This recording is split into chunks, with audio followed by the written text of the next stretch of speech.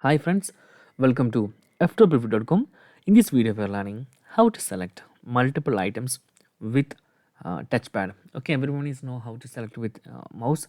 We can simply click on open area, then drag the mouse pointer to select all of the area.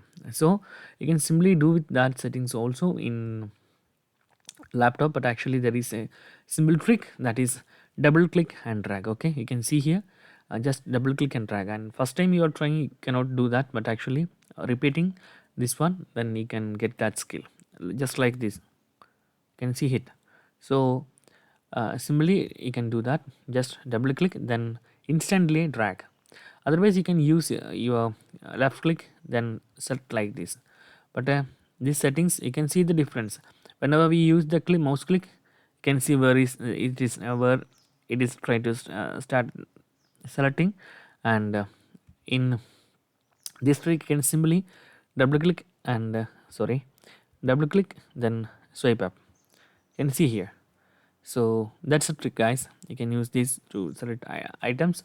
And also you can, then two more tips. You can simply um, hold press shift, then it will be select all of that line.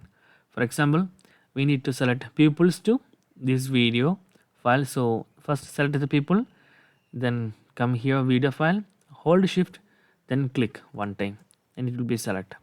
Otherwise you can use control key for selecting different items, like we select images, then we select pupils, and we select signature. So you can select those items by using control key. So that's, guys, in the different selecting method. So, and also you can select all of items by clicking control A at the same time. Oh, so this will be work in all of the place in Windows, like text editors and also the files. So that's, guys, very simple tutorial. If you need any kind of Android or iPhone tutorials, comment below. I will post my replies as video so you can easily watch and understand it.